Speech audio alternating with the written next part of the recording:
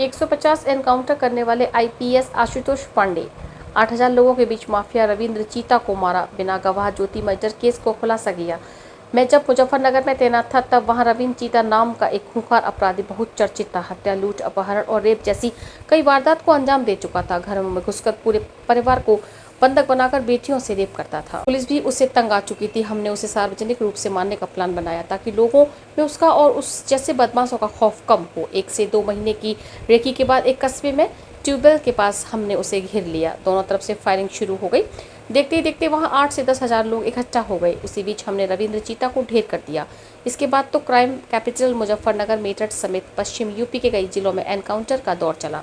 समाज में अपराध की जड़ें खत्म करने के लिए कठोर कदम उठाने पड़े। पूर्वांचल, सेंट्रल यूपी से लेकर पश्चिम उत्तर प्रदेश तक में 150 से ज्यादा एनकाउंटर करने वाले ये आईपीएस आशुतोष पांडे।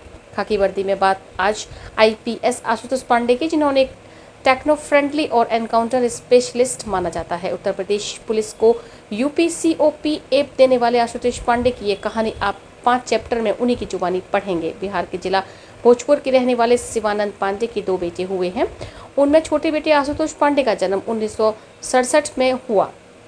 आशुतोष बताते हैं, पिताजी पटना में इंजीनियर थे, इसलिए शुरू से ही घर में पढ़ाई लिखाई का बड़ा मजबूत माहौल था। मेरा भी बचपन से इंजीनियर बनने का ही मन था और पिताजी भी यही चाहते थे, इसलिए पढ़ाई के लिए पटना पहुंच गए। यहाँ सेंट जेवियर स्कूल में एडमिशन ले लिया। 1981 में यहाँ से 10वीं की परीक्षा पास करने के बाद पटना साइंस कॉलेज पहुंचे।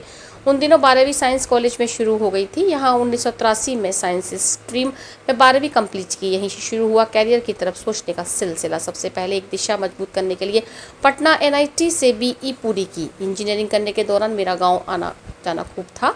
गांव में रिश्तेदारों की बातचीत सुनकर ऐसा लगता था कि जैसे बिहार में अगर आईएएस या आईपीएस नहीं बने तो जीवन में कुछ नहीं किया। इसके अलावा मेरे दिमाग में एक बात और चलती रहती थी कि इंजीनियर या कोई भी सरकारी नौकरी पाकर आप समाज को तत्काल कोई मदद नहीं कर सकते हैं। आईएएस और आईपीएस ही एक ऐसी प्रोफाइल था जिसमें आप समाज का स्तर सुधारने या किसी जरूरतमंद की तुरंत मदद कर सकते हैं। इसलिए बीई कंप्लीट करने के बाद मैंने सिविल सर्विस में जाने की ठान ली। 1990 में मेरा बीई कंप्लीट हुआ था। इसके बाद लग गया कि सिविल सर्विस की तैयारी में। 2 साल की कठिन तपस्या के बाद 1992 में मेरा सिलेक्शन आईपीएस के लिए हो गया।